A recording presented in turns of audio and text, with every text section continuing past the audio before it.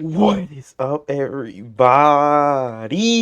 I'm back with another video, man. Hey, bro. You know what I'm saying? We posted on the weekend again. Yes, sir. Yes, sir. Team me up, gang. But yeah, this little Tim arrested at the high speed chase. Casanova snitched on by Hip Hop Daily. Let's get into it. Lil Tim, the dude who allegedly killed King Von in Atlanta last year, Allegedly, this is literally 4K. I ain't gonna lie, this is not 4K. This 144p footage of him literally was shooting recently him. arrested following a high-speed chase with What? police. Now, it seems like Casanova, who's been locked up on The a fact RICO that they let him on bond after that is, bro. It's literally video evidence of him shooting him, bro. Literal video evidence. Like, charge, might be locked up for even longer after a high-ranking member in his gang snitched. Let's take a closer look at these wild stories. Lil Tim is a rapper who's more famous for a body he caught than his music. He's a friend of Quando Rondo, who was with him the night he got into it with King Von and was allegedly the shooter who took Von's life. On November 6, 2020, Lil Tim was with Quando and a bunch of their friends at the Monaco Hookah Lounge in downtown Atlanta. They bumped into Von and his crew, and a fight broke out after Von walked up to Quando and punched him in the face. Lil Tim responded by pulling out a that strap boy, and letting I off ain't gonna lie, that boy said on sight, bro. Like, bro, shots, leaving Von dead and a few others injured. Von and Quando had allegedly been that's beefing. so crazy that you really just showed him getting shot in the video. That is, bro, you gotta like, bro, bro, come on, bro. You literally just showed him getting. I'm not even gonna replay that, but you literally just showed him getting shot. Like, come on, bro. Because of Quando's affiliations with NBA Youngboy.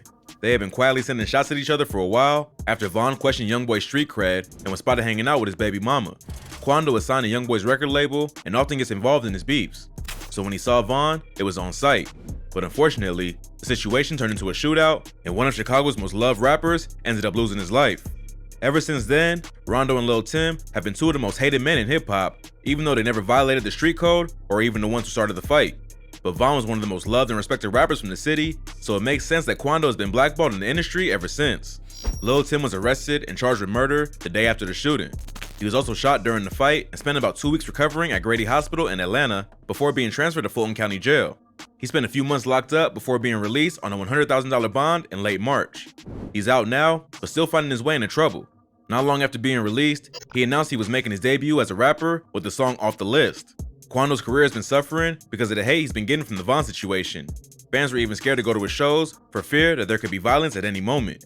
He dropped the track Off the List in July 2021. He doesn't mention Von by name, but he raps with a shovel in his hand like he just got done digging a grave. He also raps about crossing a new op off his hit list. So it wasn't hard for fans to connect the dots and figure out who he was talking about. If that wasn't disrespectful enough, Lil Tim would get wrapped up in a whole other controversy after Wack 100 went on Clubhouse and hinted that he and 6ix9ine were working on a track together. After Wack went on DJ Academic's podcast and had a conversation with 6ix9ine, he did a series of discussions on the Clubhouse app that also went viral. During one of these discussions, he started a rumor that he witnessed 6ix9ine filming a music video with someone who also had beef with dudes from O Block.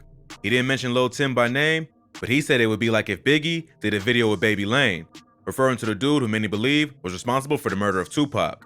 Fans were quick to notice that 6ix9ine's photo on Clubhouse was a picture of Lil Tim, adding fuel to the rumors of a possible collaboration. Lil Tim denied the rumors, tweeting, "The f*** I look like doing a song with a rap," but video later surfaced of him pulling up to the studio with 6ix9ine to record a verse. After the video leaked, Tim changed his story a bit and revealed that he did pull up to the studio, but only to finesse him out of $40,000. He said that 6ix9ine paid $30,000 to some dudes he knew to set up a meeting. When he showed up to the studio, he asked for another $10,000 to buy his team clothes for a video shoot, but then dipped off and never came back. His version of events did seem to match up with the footage, and no track or video ever ended up getting released. But just the fact that he even showed up to the studio with a dude like 6ix9ine had some fans confused. Now, it seems like Tim has been arrested again, this time for getting in a high-speed chase with the police. Bro, I ain't gonna lie, bro. 6ix9ine money long, bro. 6ix9ine got bread, cuz. Like, bro, this dude will go somewhere and spend like 30,000 for his security for the whole, like, for his whole vacation there. Like, bro, that is crazy, bro. On September 22nd, he was arrested in Chatham County, Georgia for speeding, blowing through a stop sign, making an illegal left turn, following another car too closely, driving on the wrong side of the road, reckless driving. Driving on the wrong side of the road, reckless, bro. This dude was doing everything. obstruction, and fleeing police. Currently, he's being held in jail with no bond amount set. The charges aren't all that serious, but it's still not a great look for Tim, who's still out on bond for the King Von murder. At this time, it's not clear what happened that made Tim try and flee the police.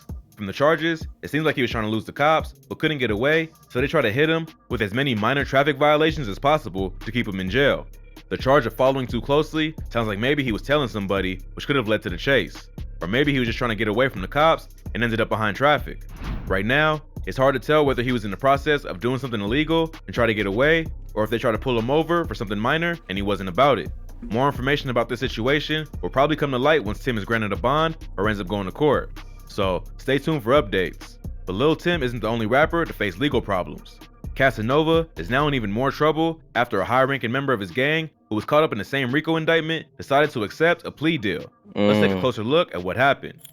Casanova is a rapper from Brooklyn, known for tracks like 2 AM and Whoa. Cass is allegedly affiliated with the untouchable Gorilla Stone Nation blood gang and has been in and out of prison since he was young. In 2006, he was arrested on a robbery charge and spent almost 8 years in prison. During that time, he was briefly cellmates with A$AP Rocky before either had started rapping seriously. He was released in 2014, and after working construction for a little, he decided to become a rapper. He dropped his first track, Don't Run, in 2016 and started gaining the local buzz. The track was later remixed with verses from Young M.A., Don Q, Fabulous, and Dave East, so Casanova was on his way to building a buzz in the city. In October 2016, he signed a deal with Jay-Z's Roc Nation and started collaborating with major names in the industry. Okay. But his past would eventually catch up to him, and in December 2020, the Southern District of New York Federal Court issued a warrant for his arrest. They claimed that he was one of the leaders of the untouchable Gorilla Stone Nation and was charged along with 18 others for crimes including racketeering, murder, narcotics, firearms, and fraud.